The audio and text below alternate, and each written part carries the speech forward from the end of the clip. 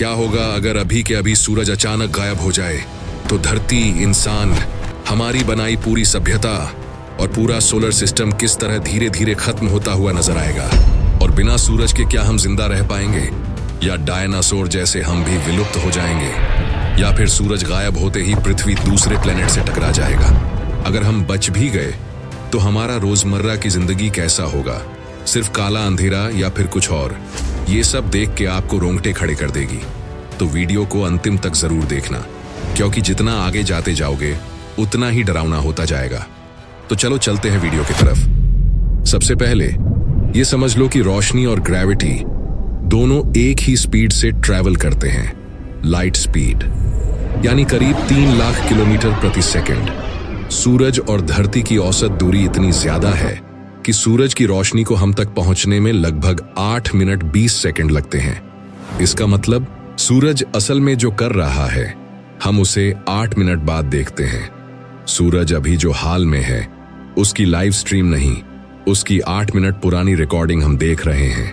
तो अगर इसी समय पर किसी चमत्कार से सूरज एकदम से गायब हो जाए तो धरती पर खड़े हम लोगों के लिए अगले 8 मिनट सब नॉर्मल रहेगा। दिन है तो दिन ही दिखेगा, रात है तो सूरज वैसे ही हराइजन के पीछे रहेगा जैसा वो उस समय होना चाहिए। न रोशनी में कोई फर्क पड़ेगा, न सूरज के ग्रेविटी के खिंचाव में। धरती अपनी ऑर्बिट में ऐसे ही घूमती रहेगी जैसे कुछ हुआ ही नहीं, क्योंकि सूरज के गायब होने की खबर भी लाइट स्पीड से ही ट्रैवल करेगी। यानी उसके गायब होने से हमारी आंखों तक और धरती की ऑर्बिट तक वो असर पहुंचने में 8 मिनट 20 सेकंड लगेंगे। तो अगर अभी तुम दोपहर के टाइम आसमान में सूरज को देख रहे हो सकता है असल में वो अब वहां हो ही नहीं, तुम उसकी 8 मिनट पुरानी फोटो देख रहे हो। ये बात अपने दिमाग में अच्छी तरह बिठा लो, क्योंकि आगे पूरी कहानी इसी डिले के आसपास घूमती है। तो चलो टाइमलाइन शुरू करते हैं। अब मान लेते हैं कि ब्रह्मांड में किसी इम्पॉसिबल सी घटना के कारण सूरज अचानक गायब हो गया। न कोई विस्फोट हुआ, न सुपरनोवा, न ही कोई ब्लैक होल बना। बस एक ही पल में सूरज पूरी तरह खत्म हो गया, उसका पूरा मैस और एनर्जी सब जीरो। हकीकत में ऐसा संभव नहीं है, लेकिन इस कहानी को आगे बढ़ाने के लिए हम इसे मान लेते हैं। इसी एग्जैक्ट समय में अगर तुम सूरज की सरफेस पर किसी तरह खड़े होते तो तुम्हारे लिए तो अंधेरा छा चुका होता और ग्रेविटी भी खत्म हो चुकी होती। पूरा सोलर सिस्टम का सेंटर ही उड़ चुका होता। लेकिन धरती पर कोई फर्क नहीं, पक्षी वैसे ही उड़ रहे हैं, ट्रेनें चल रही हैं, व्हाट्सएप पे वही फालतू मीम्स आ रहे हैं। किसी को अंदाजा तक नहीं कि 15 करोड़ किलोमीटर दूर हमारे पूरे सोलर सिस्टम का दिल धड़कना बंद कर चुका है। 1 मिनट बाद अब भी सब नॉर्मल। सूरज से निकली रोशनी जो 1 मिनट पहले छोड़ी गई थी अभी भी स्पेस में ट्रैवल कर रही है। वही रोशनी तुम्हारी दीवारों पर, पेड़ों की पत्तियों पर, सड़कों पर गिर रही है। 5 मिनट बाद अब भी सब नॉर्मल है। कोई साइंटिस्ट, कोई सैटेलाइट, कोई जानवर, कोई इंसान, कोई नहीं बता सकता कि सूरज अब जिंदा है या 5 मिनट पहले मर चुका है। हमारे पास रियल टाइम कनेक्शन ही नहीं है सूरज से, बस लाइट स्पीड डिले है। अब 8 मिनट 19 सेकंड बाद आखिरी लम्हे, वो आखिरी फोटॉन्स, आखिरी किरणें जो सूरज के सरफेस से उसके गायब होने से ठीक पहले निकली थीं, अब धरती की ओर भागते भागते लगभग पहुंच चुकी हैं। बस 1 सेकंड और। 8 मिनट 20 सेकंड हो चुका है और अचानक पूरी धरती पर एक साथ सूरज बुझ जाता है। कहीं कोई स्लो ट्रांजिशन नहीं, कोई सनसेट नहीं, कोई ट्वाइलाइट नहीं। जैसे किसी ने आसमान से सूरज का बल्ब निकाल कर फेंक दिया हो। जिस जगह भी सूरज दिख रहा था वो स्पॉट एकदम काला हो जाएगा। वहां सिर्फ काली खाली स्पेस होगी जो बाकी ब्रह्मांड की हल्की टिमटिमाती तारों से भरी होगी। अगर उस समय दोपहर हो तो तुम्हारे शहर पर बीच दिन में अचानक रात उतर जाएगी। न शाम, न ढलता हुआ सूरज, न रंगीन आसमान, सीधा टोटल डार्कनेस। बस कुछ सेकंड तक हल्की सी चमक, फिर तुम्हारी सिटी लाइट्स, कारों के हेडलाइट, घरों की लाइट और आसमान में दूर के तारे दिखेंगे। अगर कहीं पर अभी सूर्योदय होने वाला था तो वहां लोग कभी सनराइज देख ही नहीं पाएंगे। हराइजन के पीछे से सूरज निकलने ही वाला था और उससे ठीक 8 मिनट 20 सेकंड पहले वो हमेशा के लिए गायब हो चुका था। जो लोग उस समय सूरज की डायरेक्ट रोशनी में नहा रहे थे उनकी आंखें कुछ सेकंड तो एडजस्ट करने की कोशिश करेंगी, लेकिन ये सनसेट नहीं है, ये अचानक ब्लैकआउट है। और सबसे अजीब बात, चांद भी बुझ जाएगा, क्योंकि चांद भी अपनी खुद की रोशनी से नहीं चमकता, वो भी सूरज की रोशनी रिफ्लेक्ट करता है। जैसे ही सूरज की रोशनी बंद, चांद एक गहरे काले पत्थर की तरह दिखेगा। अगर दिखे तो प्रैक्टिकली वो ऑलमोस्ट इनविजिबल हो जाएगा, बस एक काली सी डिस्क जो दूर दूर के तारों के आगे से गुजरती रहेगी। जैसे ही सूरज गायब हुआ था, सिर्फ रोशनी ही नहीं, उसकी ग्रेविटी भी गायब हो गई थी। लेकिन उसका असर भी हमें 8 मिनट बाद ही महसूस होता। तो 8 मिनट 20 सेकंड तक धरती अपनी ऑर्बिट में वैसे ही घूमती रही, मानो सूरज अभी भी वहां है। पर अब अचानक उसे खींचने वाला कोई नहीं। अगर तुम किसी रस्सी से पत्थर को घुमाते हो गोल गोल और अचानक रस्सी छोड़ देते हो, तो वो पत्थर ठीक उसी दिशा में सीधा उड़ जाता है जिस दिशा में वो उस पल मूव कर रहा था। धरती के साथ भी अब यही होगा। 8 मिनट 20 सेकंड तक वो गोल गोल घूमती रही, जैसे पिछले 4.5 अरब साल से घूम रही थी। लेकिन अब उसे घुमाने वाली रस्सी, सूरज की ग्रेविटी, कट चुकी है। अब धरती उस टेंजेंट डायरेक्शन में सीधी भागना शुरू कर देगी जहां वो उस समय ऑर्बिट में थी। किसी और ग्रह से टकराने का चांस बहुत कम है, क्योंकि स्पेस बहुत खाली है। ज्यादा पॉसिबल ये है कि धरती एक अकेला, ठंडा, अंधेरा पत्थर बनकर गैलेक्सी में फ्री फ्लोटिंग घूमने लगेगी, जिसे हम रोग प्लैनेट कहते हैं। लेकिन ये सब ऑर्बिटल बदलाव इतने स्मूथ और इतने बड़े स्केल पर होंगे कि अगले कुछ घंटे या दिन तक आम इंसान को कुछ समझ भी नहीं आएगा। धरती तुरंत झटका खाकर हिलना डुलना शुरू नहीं कर देगी। कोई अचानक भूकंप जैसा इफेक्ट नहीं दिखेगा। बस उसकी लॉन्ग टर्म पाथ बदल जाएगी। सूरज की रोशनी बंद होते ही और लगभग 8 मिनट बाद उसकी ग्रेविटी खत्म होते ही सोलर सिस्टम का पूरा बैलेंस टूट जाता है। जो ग्रह अब तक सूरज की ऑर्बिट में घूम रहे थे, वे अचानक फ्री हो जाते हैं। अब कोई ऑर्बिट नहीं रहती, कोई सेंटर नहीं बचता। हर प्लैनेट उस पल जिस डायरेक्शन में मूव कर रहा होता है, उसी तरफ स्ट्रेट स्पेस में निकल जाता है। लेकिन इंसानी लेवल पर असली डर अब शुरू होता है। ठंड, अंधेरा और भूख से। सूरज बंद होते ही जिस पल भी ये हुआ, उसी वक्त से धरती बेसिकली एक गर्म पत्थर बन गई, जो अब खुद की हीट स्पेस में खोता रहेगा। अब कोई नया हीट सोर्स नहीं आ रहा ऊपर से, सिर्फ अंदर से। धरती का खुद का इनर हीट, उसका molten core, radio activity, geothermal energy. अब देखते हैं कि कितनी जल्दी ठंड बढ़ेगी। पहले कुछ घंटों में कुछ ड्रामेटिक नहीं होगा। अगर अभी दोपहर थी और अचानक रात हो गई, तो जाहिर है टेम्परेचर गिरना शुरू होगा। लेकिन इतनी जल्दी नहीं कि 30 मिनट में सब जम जाए। अभी तक जो हीट लैंड और ओशन ने स्टोर कर रखी है, वो धीरे धीरे बाहर निकलती रहेगी। मान लो किसी ट्रॉपिकल शहर में दोपहर को 30 से 35 डिग्री सेल्सियस था, तो सूरज गायब होने के 1 से 2 घंटे बाद तक टेम्परेचर शायद 20 से 25 डिग्री सेल्सियस तक आ जाए। लोगों को लगेगा, आज तो अचानक इतनी ठंडी हवा चल रही है। शुरुआती कुछ घंटों तक बहुत सारे लोग तो ये तक सोचेंगे कि शायद कोई बड़ा सोलर इक्लिप्स हुआ है, या कोई एटमॉस्फेरिक फिनोमिनॉन, या पावर कट के साथ कॉम्बिनेशन। लेकिन जो साइंटिस्ट्स हैं, जो ऑब्जर्वेटरीज हैं, जो स्पेस एजेंसीज हैं, उनके लिए ये पूरा इवेंट प्योर हॉरर वाला होगा। जैसे ही सूरज की डिस्क गायब होगी, कोई कोरोना, कोई लाइट, कुछ नहीं बचेगा, बस काला खाली स्पेस। ऑब्जर्वेटरी के टेलीस्कोप्स में किसी भी वेवलेंथ में सडनली शार्प ड्रॉप दिखेगा। सबसे पहले अलार्म ऑब्जर्वेटरीज से उठेगा। Space agencies, NASA, ESA, ISRO, Roscosmos, सबके कंट्रोल रूम्स में सिमल्टेनियसली पैनिक शुरू हो जाएगा। Communication satellites, solar observation satellites सब कंफर्म करेंगे कि सोलर आउटपुट 0 हो चुका है। और सबसे भयानक चीज, कोई वार्निंग नहीं थी, न सीएमई, न फ्लेयर, न कोई इंस्टेबिलिटी, बस अचानक फुल शटडाउन। ये सीन सिर्फ कुछ चुनिंदा साइंटिस्ट्स की नजरों में हो रहा होगा, लेकिन इसके बाद उनकी रिपोर्ट्स गवर्नमेंट्स तक जाएंगी। इमरजेंसी चैनल्स में मैसेज जाएगा कि The sun has stopped shining. We have lost the sun. The sun has stopped shining. We have lost the sun. आम जनता तक ये खबर पहुंचते पहुंचते शायद 30 से 60 मिनट लग जाए। कुछ जगहों पर मीडिया फास्ट होगा, कुछ जगह स्लो, लेकिन जब ये खबर फैलेगी, पूरी दुनिया में हाहाकार शुरू होगा। सिर्फ एक दिन, सिर्फ 24 घंटे सूरज के बिना तापमान ग्लोबल एवरेज पर लगभग 5 से 10 डिग्री सेल्सियस गिर चुका होगा। कोई हीटिंग सिस्टम, कोई पावर ग्रिड इतनी जल्दी पूरे प्लेनेट को गर्म नहीं रख सकती। हाँ, शहरों में, घरों में gas heaters, electric heaters, engine, कारें, फैक्ट्रियां थोड़ी देर तक वार्मथ देंगे, लेकिन ग्लोबली एनर्जी का मेन सोर्स हमेशा से सूरज ही था और वो चला गया। पहले दिन के अंदर ही छोटे मोटे कीड़े मकोड़े, कुछ नाजुक birds, temperature sensitive species die होना शुरू कर देंगी। पौधों के लिए भी ये शॉक होगा। फोटोसिंथेसिस एकदम बंद, दिन रात का साइकिल टूट गया। लेकिन अभी भी ज्यादातर इंसान जिंदा हैं। लोग स्वेटर्स, जैकेट्स पहनेंगे, घरों में हीटर चलाएंगे। जो देश पहले से कोल्ड क्लाइमेट्स में रहते हैं, वहां के लोग तो शुरू में शायद ये सोचेंगे कि बस कोई एक्स्ट्रा हार्श रात आ गई है। रात और दिन का कॉन्सेप्ट अब प्रैक्टिकली खत्म हो चुका है। टेक्निकली धरती अभी भी घूम रही है, लेकिन ऊपर कोई सूरज ही नहीं है जो डे और नाइट को बताए। अब सिर्फ आर्टिफिशियल लाइट्स और तारे हैं।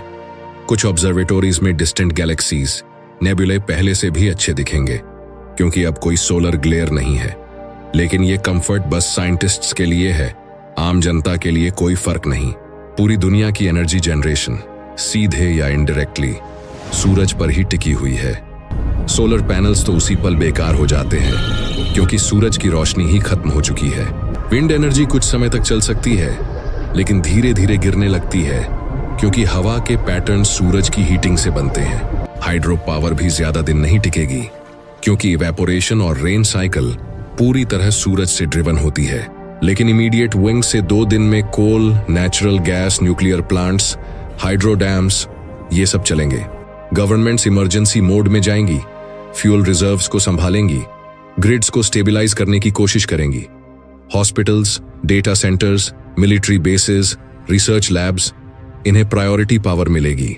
लेकिन सवाल ये नहीं है कि बिजली कितने दिन चलेगी, सवाल ये है कि इंसान कितने दिन तक खुद को और अपने खाने को बचा पाएगा। अब चलते हैं पहले हफ्ते में। एक हफ्ता, सिर्फ 7 दिन सूरज के बिना। ग्लोबल एवरेज टेम्परेचर लगभग -20 डिग्री सेल्सियस तक गिर चुका होगा। कुछ एस्टिमेट्स के हिसाब से पहले हफ्ते में धरती का औसत टेम्परेचर करीब 15 डिग्री सेल्सियस से गिरकर -20 डिग्री सेल्सियस के आसपास पहुंच सकता है। कोस्टल एरियाज थोड़ा बेटर रख पाएंगे क्योंकि ओशन हीट स्टोर कर लेते हैं। डीप समंदर स्टार्ट में स्लोली कूल होंगे, लेकिन कॉन्टिनेंट्स पर हाल बुरा होने लगा होगा। जो शहर पहले से बर्फीले क्षेत्र में हैं, कनाडा, रशिया, स्कैंडिनेविया के ऊपर हिस्से, वहां टेम्परेचर -40 से -50 डिग्री सेल्सियस तक जा सकता है। समुद्रों की सतह पर थिन आइस बनने लगेगी। झीलें, छोटे तालाब पूरी तरह जम जाएंगे। नदियों पर बर्फ की परत चढ़नी शुरू हो जाएगी। वाइल्ड लाइफ का विनाश अब मास स्केल पर शुरू हो चुका होगा। सूरज की रोशनी के बिना ज्यादातर पेड़ पौधे फोटोसिंथेसिस नहीं कर पाएंगे, यानी उनके लिए एनर्जी बनाना लगभग नामुमकिन हो जाएगा। कुछ टफ स्पीसीज अपनी स्टोर्ड एनर्जी के सहारे कुछ हफ्तों तक सरवाइव कर लेंगी, लेकिन बहुत तेजी से पत्तियां झड़ने लगेंगी, ग्रोथ पूरी तरह रुक जाएगी और जंगल सूने पड़ने लगेंगे। जैसे जैसे वेजिटेशन खत्म होगा, उस पर डिपेंड करने वाले हर्बीवोर्स भूख से मरना शुरू कर देंगे, और जब खाने के लिए शिकार ही नहीं बचेगा तो उन्हें खाने वाले प्रेडेटर्स भी कुछ ही हफ्तों में विलुप्त होने लगेंगे।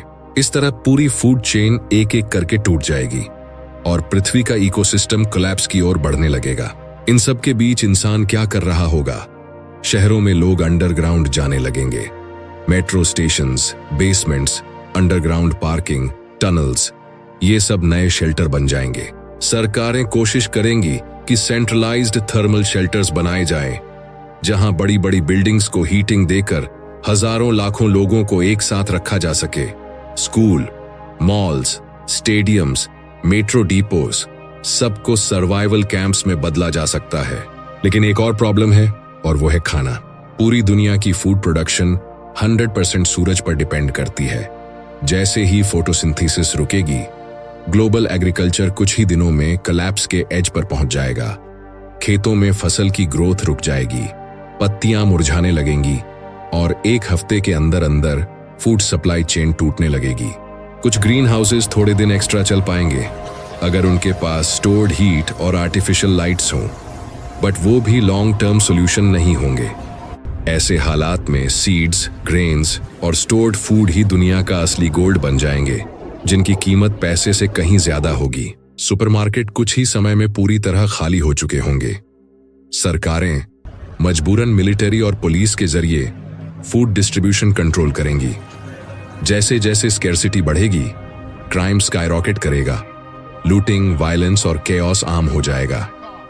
इसी अंधेरे में इंसानियत के सबसे बुरे और सबसे अच्छे दोनों चेहरे सामने आएंगे। कहीं लोग एक दूसरे की मदद करते दिखेंगे, तो कहीं भूख इंसान को जानवरपन की एक्सट्रीम पर ले जाती नजर आएगी। टेक्नोलॉजी और साइंस हमें कुछ टाइम एक्स्ट्रा दे सकते हैं, लेकिन सूरज जितना फ्री, कांस्टेंट, पावरफुल सोर्स कोई नहीं दे सकता। अब 1 महीना में लगभग 30 दिन बिना सूरज के ग्लोबल एवरेज टेम्परेचर अब -30 डिग्री सेल्सियस से -40 डिग्री सेल्सियस के बीच पहुंच चुका होगा। इक्वेटर के आसपास जहां पहले सबसे ज्यादा गर्मी होती थी, वहां भी अब साइबेरिया जैसी ठंड पड़ रही होगी। समुद्रों की सतह पर मोटी आइस की परत बन चुकी होगी, शायद कई मीटर तक। लेकिन याद रखो, ओशन की डेप्थ हजारों मीटर है। इनर लेयर्स अभी भी लिक्विड होंगी, उनकी हीट इतनी जल्दी खत्म नहीं होती। सरफेस लाइफ लगभग पूरी तरह खत्म हो चुकी होगी। धरती की ऊपरी परत पर मौजूद ज्यादातर पेड़, घास और झाड़ियां अब इफेक्टिवली डेड होंगी। ना ग्रोथ, ना रिजेनरेशन, बस एक साइलेंट फ्रोजन लैंडस्केप। बड़े जानवरों में से केवल वही प्रजातियां किसी तरह बच पाएंगी जिन्हें इंसान ने शेल्टर्स, जूज या एक्सपेरिमेंटल लैब्स में बंद कर रखा होगा, जहां उन्हें आर्टिफिशियल हीटिंग और सीमित मात्रा में खाना मिल रहा होगा। समुद्रों की सतह पर रहने वाली बहुत सी स्पीसीज भी मर जाएंगी, क्योंकि उनका पूरा इकोसिस्टम सूरज की रोशनी पर टिका होता है। लेकिन इसके उलट डीप सी लाइफ अभी भी रिलेटिवली स्टेबल रहेगी। वहां पहले से ही अंधेरा था और ये जीव सनलाइट पर कम डिपेंड करते हैं। ज्यादातर कीमोसिंथेसिस या ऊपर से गिरने वाली ऑर्गेनिक मैटर पर जीते हैं। यानी धरती की सतह पर जीवन लगभग समाप्त हो जाएगा, जबकि गहराइयों में जीवन की आखिरी चिंगारी अभी भी टिमटिमाती रहेगी। अब इंसानों की कोल्ड से लड़ाई और भूख से लड़ाई एक साथ चल रही है। इलेक्ट्रिक ग्रिड्स अब तक दुनिया के बड़े हिस्सों में फेल हो चुकी होंगी। फ्यूल सीमित है और कोई भी कोल पावर प्लांट इनफिनिट समय तक नहीं चल सकता। आखिरकार कोल निकालने के लिए माइनिंग ऑपरेशंस चाहिए, जो बाहर के हॉस्टाइल माहौल में ज्यादा देर काम नहीं कर पाएंगी। ट्रक्स, शिप्स और पूरा ट्रांसपोर्ट सिस्टम भी सीवियरली इंपैक्टेड होगा, जिससे फ्यूल और रिसोर्सेज की सप्लाई लगभग टूट जाएगी। न्यूक्लियर पावर प्लांट्स थियोरेटिकली सबसे लंबे समय तक चल सकते हैं, कई साल तक, बट उन्हें भी चलाने के लिए ट्रेन्ड स्टाफ, लगातार मेंटेनेंस और फ्रेश फ्यूल चाहिए, और ये सब भी एंडलेस नहीं है। जो देश पहले से न्यूक्लियर या जियोथर्मल एनर्जी पर डिपेंड करते हैं, वो बाकी दुनिया की तुलना में थोड़ा ज्यादा समय तक टिक पाएंगे। आइसलैंड जैसे छोटे देश, जहां जियोथर्मल हीटिंग आम है, यानी धरती की इनर हीट का इस्तेमाल होता है, वहां लोग अंडरग्राउंड रहकर कुछ साल एक्स्ट्रा निकाल सकते हैं। लेकिन ग्लोबल स्केल पर तस्वीर बेहद ब्लीक होगी। इंसान अब न मिलियंस में जिंदा रहने की बात कर रहा होगा, न बिलियंस में। सर्वाइवल की ये लड़ाई शायद सिर्फ कुछ लाख लोगों तक सिमट चुकी होगी। अब 1 साल बाद 365 दिन बिना सूरज के, अब धरती का एवरेज सरफेस टेम्परेचर लगभग -70 डिग्री सेल्सियस या उससे भी नीचे पहुंच चुका होगा। ये मार्स से भी ठंडा है। ओशन की सरफेस पर आइस की मोटी मोटी परतें बन चुकी हैं, शायद दर्जनों मीटर गहरी। लेकिन नीचे कई 100 मीटर डेप्थ के बाद ओशन अभी भी लिक्विड हो सकता है, क्योंकि धरती का इंटीरियर हीट अभी भी अर्थ को कंप्लीटली फ्रीज होने से बचा रहा होगा। एटमॉस्फेयर भी अब बदलने लगी होगी। सूरज की गर्मी न होने की वजह से एटमॉस्फेयर कंट्रैक्ट हो चुका होगा। डेंसिटी और सर्कुलेशन पैटर्न्स पूरी बदल चुकी होंगी। क्लाउड्स, रेन, स्टॉर्म, ये सब कॉन्सेप्ट्स ऑलमोस्ट वैनिश हो चुके होंगे। वाटर अब ज्यादातर आइस के रूप में लॉक्ड है, इवेपोरेशन कम है, ह्यूमिडिटी कम, टेम्परेचर इतना लो हो चुका है कि CO2 भी कुछ जगहों पर ठोस बर्फ के रूप में जमना शुरू कर देगा। अगर टेम्परेचर -78 डिग्री सेल्सियस से नीचे जाता है, CO2 फ्रीज हो जाती है। और अगर लाखों साल तक ऐसा चलता रहा, तो नाइट्रोजन और ऑक्सीजन भी इवेंचुअली लिक्विड और फिर सॉलिड बन जाएंगे, जिससे धरती बर्फ की परत और फ्रोजन एटमॉस्फेयर से ढक जाएगी। लेकिन 1 साल के टाइम फ्रेम में मेन स्टोरी ये है, धरती की सरफेस पर कॉम्प्लेक्स लाइफ बेसिकली खत्म हो चुका होगा। सबसे ज्यादा चांस सर्वाइवल का इंसान के पास है, लेकिन वो भी कैसे? अब अगर इंसान कहीं जिंदा बचे हैं तो उनकी मौजूदगी शायद सिर्फ 2-3 मेन जगहों तक सिमट चुकी होगी। सबसे पहले डीप अंडरग्राउंड बंकर्स, जहां हीटिंग का सोर्स न्यूक्लियर या जियोथर्मल एनर्जी है और बाहर की दुनिया से लगभग पूरा कट ऑफ है। दूसरी जगह होंगी सबमरीन जैसी फुली सील्ड हैबिटेट्स, जो डीप ओशंस में जियोथर्मल वेंट्स के पास बनी होंगी और वहीं से एनर्जी ले रही होंगी। और तीसरी, कुछ हाई टेक रिसर्च फैसिलिटीज, जिन्हें पहले से ही एक्सट्रीम एनवायरनमेंट्स के लिए डिजाइन किया गया था, जैसे एंटार्क्टिका के रिसर्च स्टेशंस, अगर उन्होंने समय रहते खुद को मॉडिफाई कर लिया हो। इन जगहों पर इंसान आर्टिफिशियल लाइट, LEDs और लैंप्स का इस्तेमाल करेगा ताकि पौधों को किसी तरह ग्रो कराया जा सके। हाइड्रोपोनिक्स, एरोपोनिक्स और वर्टिकल फार्मिंग जैसी टेक्नोलॉजीज अब लग्जरी नहीं रहेंगी, ये सीधे सर्वाइवल टूल्स बन जाएंगी। लेकिन यहां भी एक बहुत बड़ी और ब्रूटल लिमिट होगी, रिसोर्सेज। सीड्स की संख्या कितनी है? न्यूट्रिएंट्स का स्टॉक कब तक चलेगा? न्यूक्लियर फ्यूल कितने साल सस्टेन कर पाएगा? और मशीनरी के स्पेयर पार्ट्स खत्म होने में कितना समय लगेगा? इन सवालों के जवाब ही तय करेंगे कि ये आखिरी बस्तियां कुछ साल टिकेंगी या फिर बस थोड़ी देर के लिए इंसानियत की आखिरी सांस बनकर रह जाएंगी। और सबसे बड़ा सवाल, मेंटल हेल्थ। तुम सोचो, पूरा साल बिना सनराइज देखे हुए, आसमान कभी नीला नहीं हुआ, बच्चों ने कभी सूरज को देखा ही नहीं, कोई हॉलिडे, कोई फेस्टिवल, कोई पिकनिक, कोई ओपन स्काई नहीं, सब चला गया। सिर्फ बंद सुरंगें, धातु की दीवारें, आर्टिफिशियल व्हाइट लाइट और मॉनिटर पर दिखता एक काला स्पेस जिसमें कहीं दूर दूर तारे हैं, लेकिन हमारा सूरज नहीं। अब चलो और लंबा टाइम सोचते हैं। 10 साल बाद क्या होगा? धरती की सरफेस अब लगभग -100 डिग्री सेल्सियस या उससे भी नीचे स्टेबलाइज्ड होने लगेगी। ये एग्जैक्ट नंबर मॉडल पर डिपेंड करता है, लेकिन ब्रॉडली इतनी ठंड की मेटालिक चीजें भी ब्रिटल हो जाएं, रबर फट जाए, मशीनरी जैम हो जाए। समुद्र की ऊपरी कई 100 मीटर परत प्योर आइस बन चुकी होगी। शहरों की ऊंची ऊंची इमारतें, हाईवेज, मॉन्यूमेंट्स सब बर्फ और अंधेरे में दफन हो जाएगा। ग्लास टूट चुका होगा, कंक्रीट में दरारें पड़ चुकी होंगी। किसी टाइम का न्यूयॉर्क, टोक्यो, दिल्ली, दुबई सब फ्रोजन फॉसिल्स बन चुके होंगे। विंड पैटर्न्स लगभग पूरी तरह बंद हो चुके होंगे और स्टॉर्म्स नाम के बराबर रह गए होंगे। सूरज की हीटिंग खत्म होते ही एटमॉस्फेयर बहुत थिन और अनयूजुअली स्टेबल हो जाएगा। ना बड़ा प्रेशर डिफरेंस, ना ज्यादा सर्कुलेशन।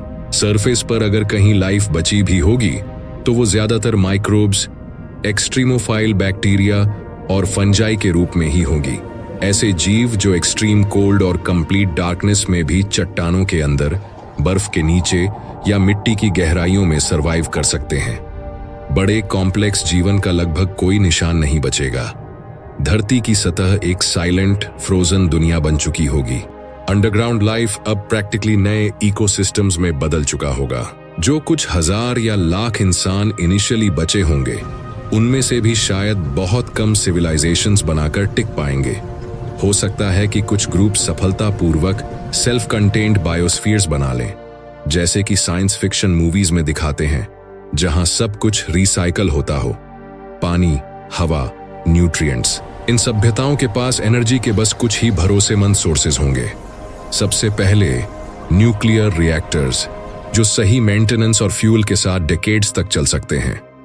दूसरी बड़ी उम्मीद होगी जियोथर्मल हीट, धरती का अंदरूनी तापमान जो अभी भी काफी ज्यादा रहेगा, क्योंकि प्लैनेट का कोर अब भी मोल्टन है और लाखों साल तक ठंडा नहीं होता। और एक तीसरा, थोड़ा स्पेकुलेटिव सोर्स, फ्यूजन रिएक्टर्स। अगर मानवता ने समय रहते इस टेक्नोलॉजी को फुली डेवलप कर लिया हो। ये अभी हमारे समय में एक्सपेरिमेंटल स्टेज पर है, लेकिन उस सिनारियो में शायद यही आखिरी लॉन्ग टर्म एनर्जी होप बन सके। ये लोग सरफेस पर ऑलमोस्ट कभी नहीं जाएंगे, क्योंकि वहां जाना मतलब इंस्टेंट डेथ, एक्सट्रीम कोल्ड, लो यूजेबल एटमॉस्फेयर, ब्लैक आसमान जिसमें सूरज नहीं।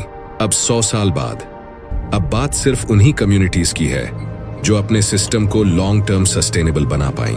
न्यूक्लियर वेस्ट, रिएक्टर मेंटेनेंस, नए फ्यूल रॉड्स, ये सब बड़ी प्रॉब्लम्स बन चुके होंगे।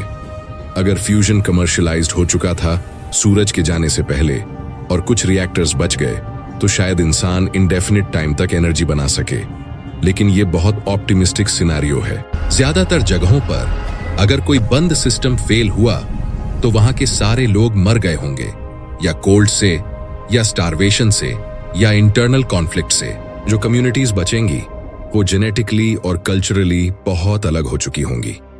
दुनिया की लैंग्वेजेस, रिलीजन्स, पॉलिटिक्स सब प्रैक्टिकली वर्थलेस कॉन्सेप्ट्स बन चुके होंगे।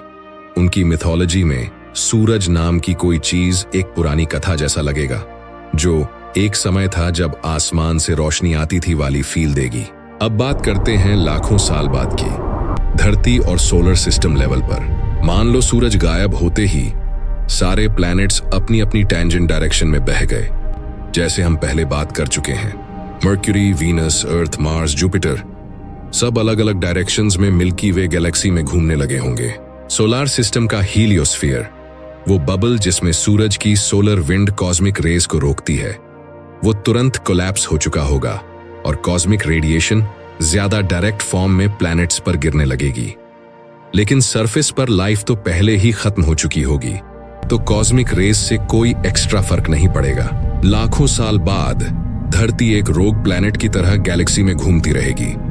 उसकी आउटर लेयर्स पूरी तरह फ्रीज हो चुकी होंगी, शायद कई कई किलोमीटर मोटी आइस, फिर कंप्रेस्ड रॉक, फिर नीचे अब भी गर्म इंटीरियर होगा। अर्थ का कोर कूलिंग होता रहेगा, लेकिन यह प्रोसेस बहुत स्लो है, अरबों साल तक चलता है। तो डीप अंडरग्राउंड और ओशन फ्लोर के नीचे नीचे जियोथर्मल वेंट्स के आसपास एक्सट्रीमोफाइल बैक्टीरिया, आर्किया जैसी लाइफ फॉर्म्स सरवाइव कर सकती हैं, शायद बिलियंस ऑफ ईयर्स तक, जब तक इंटीरियर हीट थोड़ा बहुत कायम रहे। तो टेक्निकली सूरज के बिना भी लाइफ का कुछ रूप धरती पर बहुत लंबा सरवाइव कर सकता है, लेकिन वो हमारी तरह नहीं होगा। न इंसान, न पेड़, न जानवर, सिर्फ माइक्रोस्कोपिक ऑर्गेनिजम्स। अब इमेजिन करो एक एलियन सिविलाइजेशन जो लाखों साल बाद गैलेक्सी में घूम रही हो। उन्हें कहीं दूर एक छोटा सा ठंडा रोग प्लैनेट मिल सकता है, हमारी अर्थ, जिसकी सरफेस पर जमी बर्फ के नीचे, बहुत नीचे, पत्थरों की दरारों में कुछ माइक्रोस्कोपिक लाइफ छिपी हो। उनके लिए ये एक कॉस्मिक फॉसिल होगा, एक कभी खुशहाल दुनिया की लाश जो अपने तारे के बिना भटकती रह गई। अब एक और इंटरेस्टिंग वेरिएशन समझो, जो थोड़ी रियलिस्टिक है। मान लो सूरज गायब नहीं हुआ, बल्कि ब्लैक होल में कोलैप्स हो गया, बिना किसी सुपरनोवा के। प्योर थ्योरेटिकल सिनेरियो, लेकिन फिजिक्स फ्रेंडली है। अगर सूरज इतनी तेजी से ब्लैक होल में बदल जाए कि उसके मास में कोई फर्क न पड़े, यानी वही एक सोलर मास अब एक टाइनी ब्लैक होल में कंप्रेस्ड हो जाए, तो ग्रेविटेशनल इफेक्ट लगभग वही रहेगा। प्लैनेट्स की ऑर्बिट्स भी लगभग सेम रहेंगी, क्योंकि ग्रेविटी मास से आती है, आकार से नहीं। फर्क इतना होगा कि अब सूरज की जगह एक इनविजिबल छोटे से ब्लैक होल होगा जो रोशनी नहीं देगा। इस केस में सिचुएशन थोड़ी अलग होगी, ग्रेविटी नहीं बदलेगी, इसीलिए धरती ऑर्बिट में घूमती रहेगी, रोग प्लैनेट नहीं बनेगी। लेकिन सूर्य की रोशनी और हीट तुरंत गायब हो जाएगी, जैसा पहले वाले केस में हुआ था। तो हमारी पूरी कहानी टेम्परेचर, डार्कनेस, लाइफ, डेथ वाली बिल्कुल सेम रहेगी। फर्क बस ये रहेगा कि हमारी पृथ्वी स्पेस में भटकती नहीं, उसी पुरानी ऑर्बिट पर, उसी इनविजिबल पॉइंट के चारों तरफ घूमती रहेगी। जहां पहले सूरज चमकता था, अब एक काला छोटा सा ग्रेविटेशनल मॉन्स्टर होगा। कुछ एटम्स, डस्ट, पुराने प्लैनेट्स के टुकड़े अगर उसके आसपास गिरेंगे तो शायद कुछ एक्स रेज, गामा रेज निकलें, लेकिन वो इतना फेंट होगा कि धरती के लिए एनर्जी सोर्स नहीं बन पाएगा। तो चाहे सूरज पूरी तरह गायब हो या ब्लैक होल बन जाए, आवर फेट ऑलमोस्ट सेम है। अंधेरा, ठंड, भूख और फिर खामोशी। अब सवाल ये आता है कि क्या मानवता बच सकती है सच में, या ये सिर्फ थ्योरी की बात है? ऑनेस्ट आंसर, अगर इवेंट अचानक और बिना वार्निंग के हो, जैसे हमने अस्यूम किया, तो 99.99999% प्रोबेबिलिटी यही है कि लॉन्ग टर्म में ह्यूमंस एक्सटिंक्ट हो जाएंगे। लेकिन पहली कुछ दशकों या कुछ सदियों तक एडवांस टेक्नोलॉजी और साइंस की मदद से कुछ छोटे छोटे ग्रुप्स बच सकते हैं। हाइपोथेटिकल बेस्ट केस सिनेरियो में, जहां हालात इंसान के पक्ष में हों, जहां हमारे पास पहले से फुली डेवलप्ड फ्यूजन रिएक्टर्स मौजूद हों, जहां डीप अंडरग्राउंड ह्यूज बायोस्फीयर्स तैयार हों जिनमें लाखों लोग लंबे समय तक रह सकें, जहां genetic seed banks, animal DNA banks और फूड प्रोडक्शन सिस्टम्स पूरी तरह क्लोज्ड, सेल्फ सस्टेनिंग लूप्स में काम कर रहे हों, और सबसे जरूरी बात, जहां इंसान कोऑपरेट करें, एक दूसरे से लड़े नहीं, तो थियोरेटिकली हम हजारों साल तक विदाउट सन सर्वाइव कर सकते हैं, धरती के इनर हीट और अपने रिएक्टर्स की एनर्जी पर। लेकिन प्रैक्टिकली आज की तारीख में हमारी सिविलाइजेशन ऐसी नहीं है कि वो इतने बड़े पैमाने पर इतने डिसिप्लिन से बिना केओस के ये सब मैनेज कर ले। हम अभी तक climate change, normal pandemics, regional Wars को ही ठीक से हैंडल नहीं कर पाए, तो अचानक सूरज गायब होने पर ग्लोबल स्तर पर परफेक्ट रिस्पॉन्स की उम्मीद करना थोड़ा ज्यादा हो जाएगा। शॉर्ट आंसर यही है, लाइफ कम से कम माइक्रोस्कोपिक लेवल पर, हाँ, वो बहुत लंबे समय तक टिकी रह सकती है। इंसान में भी सिर्फ कुछ समय के लिए, अगर हम बेहद लकी हों और पहले से पूरी तरह प्रिपेयर्ड हों। हमारी पूरी मॉडर्न सभ्यता नहीं, वो टिक नहीं पाएगी, वो खत्म हो जाएगी। अब ये सब सुनकर ऑब्वियस डर आता है। अगर सच में ऐसा हो गया तो साफ साफ बात कर लेते हैं। रियल यूनिवर्स में सूरज अभी बहुत सुरक्षित है। सूरज एक मिडिल एज स्टार है मेन सीक्वेंस पर, और उसका लाइफ टाइम टोटल 10 अरब साल के आसपास है। उसे बने हुए अभी 4.5 अरब साल हुए हैं, मतलब अभी आधी लाइफ बाकी है। वो अचानक सुपरनोवा नहीं बनेगा, क्योंकि उसका मास इतना नहीं है कि सुपरनोवा हो सके। वो फ्यूचर में रेड जायंट बनेगा, फिर व्हाइट ड्वार्फ, लेकिन ये सब इतना धीरे धीरे होगा कि अगर तब तक इंसान जिंदा रहे तो लाखों करोड़ों साल पहले ही तैयारी कर पाएगा।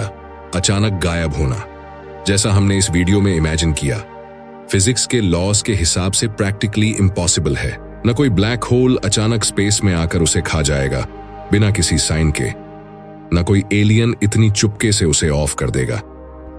ये ज्यादातर साइंस फिक्शन नॉवेल्स और मूवीज की टेरिटरी है, तो तुम्हें कल सुबह उठते ही ये डरने की जरूरत नहीं कि कहीं आज सूरज गायब ना हो जाए। फिर ये पूरा थॉट एक्सपेरिमेंट करने का फायदा क्या? 2 बड़े फायदे हैं। पहला, तुम्हें अंदाजा हो जाता है कि सूरज हमारे लिए कितनी बेसिक चीज है। हम रोजमर्रा की जिंदगी में उसे टेकन फॉर ग्रांटेड मान लेते हैं। सुबह उगा, शाम ढला, बस। लेकिन असल में तुम्हारा हर खाना पुराना स्टोर्ड सनलाइट है।